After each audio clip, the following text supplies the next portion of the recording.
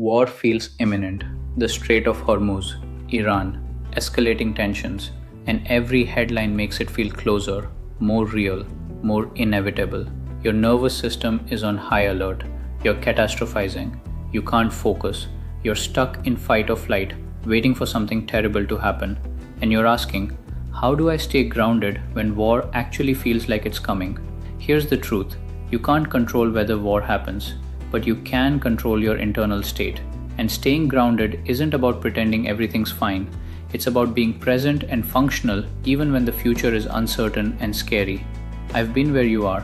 When global tensions rise, my first instinct is to panic, to prepare for worst-case scenarios, to consume every piece of news trying to predict what's coming. And I'd spiral completely. Anxiety would take over. I couldn't be present with my life because I was so consumed with potential future catastrophe. And I tell myself, how can I be grounded when war might actually happen? But that was the wrong question. The right question is, how can I be grounded because war might happen? Because if crisis does come, I need to be steady, not fragmented. Then I learned something from people who've lived through actual war. They didn't survive by panicking in advance. They survived by staying as grounded and present as possible, by taking things one day at a time, by finding stability in the midst of chaos. And I realized, preparing for potential crisis doesn't mean living in constant fear. It means building the internal resilience to handle whatever comes. And that resilience is built through daily practices, not through worry. Here's what we're covering. First, why feeling grounded during global crisis isn't naive or privileged. It's necessary for survival and service. Second, the spiritual practices that have sustained humans through war for thousands of years and why they still work. And third, the 3 specific practices you can use right now to stay grounded even when war feels imminent. Let's start with why staying grounded matters so much during crisis. Most people think if I'm grounded and calm, I'm not taking the threat seriously. I'm bypassing. I'm privileged. But that's not true. Being grounded doesn't mean being unconcerned. It means having the clarity and stability to respond effectively instead of just reacting in panic. When you're dysregulated, you make poor decisions. You spread fear. You can't help others or yourself.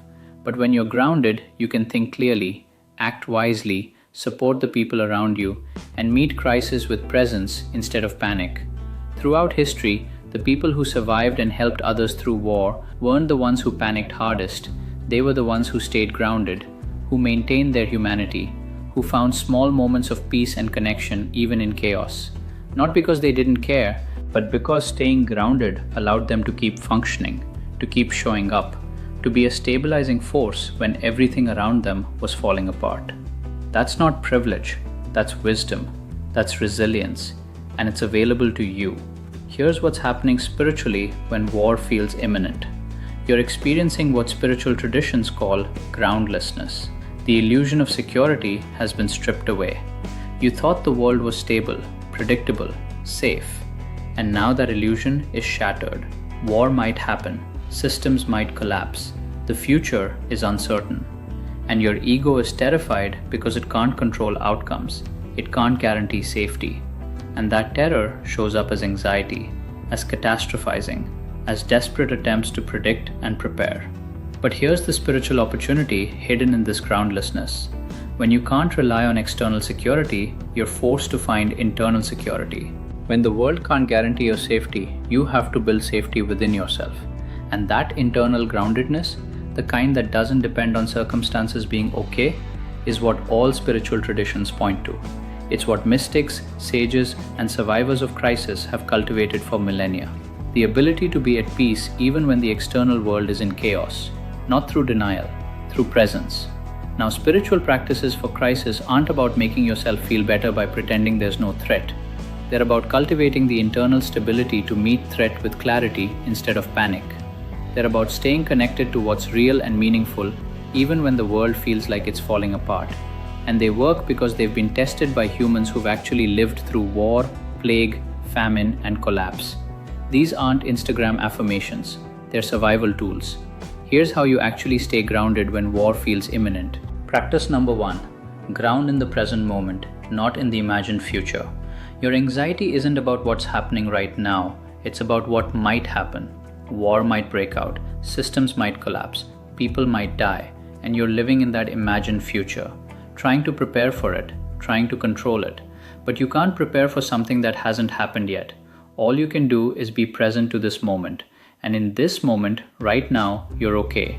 You're breathing, you're safe, life is happening. So you practice bringing yourself back to now. Every time you notice yourself catastrophizing about the future, you pause. You take 3 breaths. You feel your body. You look around and notice what's actually here.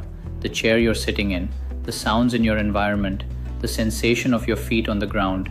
And you remind yourself, this is real. This moment is what I have. The future is unknown. But right now, I am here. I am alive. I am okay. This isn't denial. You're not pretending war won't happen. You're simply refusing to abandon the present moment to live in an imagined catastrophic future. Because that future isn't here yet, and even if crisis does come, you'll meet it when it arrives, not before. For now, you stay here, in the only moment you actually have, the one that's happening right now. I practice this constantly when global tensions rise. My mind wants to spiral into worst-case scenarios, and I notice it. I don't fight it. I just gently bring myself back. What's happening right now, in this moment? And I ground in that. The warmth of my tea, the safety of my home, the presence of my loved ones. And I let this moment be enough. Not because I'm ignoring potential danger, but because this moment is all I actually have. And I refuse to waste it living in fear of a future that might never come. Practice number 2. Connect with something larger than yourself and the current crisis. When war feels imminent, it's easy to contract, to become small, to focus only on survival and fear. But spiritual traditions teach the antidote to fear is connection. Connection to something larger than your individual ego and larger than the current crisis. Connection to the divine, to nature, to humanity, to the web of life, to love. This might mean prayer.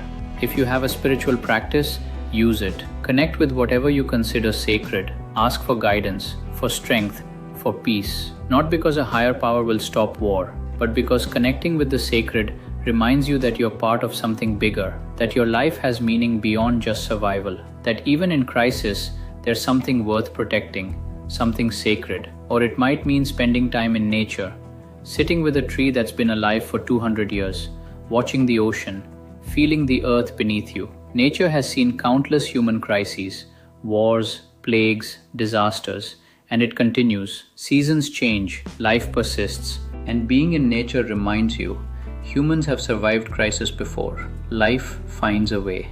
And there's wisdom in cycles that's much larger than this current moment of tension. Or it might mean connecting with others, with community, with loved ones. Not to talk about the crisis necessarily, but to be together, to share a meal, to laugh, to remember that we're all in this together. That connection is what makes life meaningful. And that even if crisis comes, we don't have to face it alone. We have each other. I connect with nature every day. I go outside, I touch the earth, I look at the sky, and I remember this planet has held humanity through every crisis we've ever faced.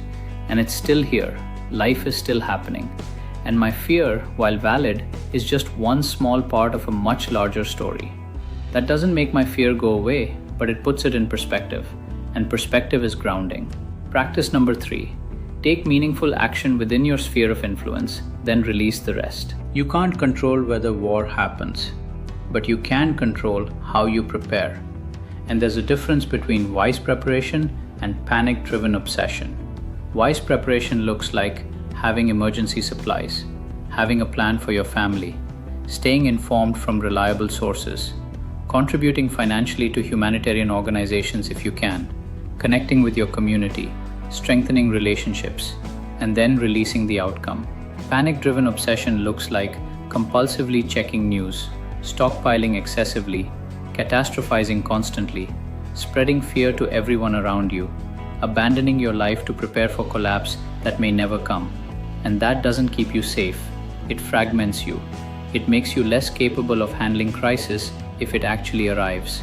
So you ask yourself, what are the reasonable, grounded actions I can take to prepare? And you take them. You make a plan. You get supplies. You connect with loved ones. You do what's within your power. and then you release the outcome. You say, I've done what I can do, the rest is not mine to control. And you return to living your life, to being present, to finding meaning and joy even in uncertain times. Because that's resilience, that's not denial, that's wisdom. Here's what I want you to understand. Staying grounded when war feels imminent isn't about being naive or unconcerned. It's about being functional. It's about having the clarity to make good decisions, the capacity to support others, the presence to appreciate life even when it feels fragile, and the spiritual strength to meet whatever comes with dignity instead of panic. We covered why being grounded during crisis isn't privilege, it's survival and service. We explored the spiritual opportunity in groundlessness, finding internal security when external security disappears. And we walked through 3 practices. Ground in the present moment, not the imagined future. Connect with something larger than yourself and the crisis, and take meaningful action within your sphere, then release the rest. This isn't easy. Crisis is hard. Uncertainty is uncomfortable. Fear is valid.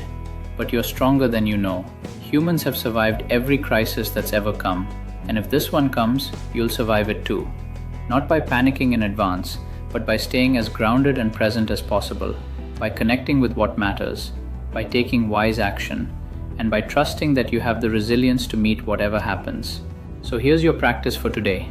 1 grounding practice. Just 1. Spend 5 minutes in nature. Connect with something sacred to you, or take 1 practical step to prepare, then consciously release worrying about outcomes. Just 1 practice. And notice how it feels to be grounded instead of fragmented. You're okay, right now, in this moment, and that's all you need to be. Let me know in the comments, what helps you stay grounded during global crisis? What practice sustains you? You're not alone, and you're more resilient than fear tells you. Welcome to Staying Grounded. This is where strength lives.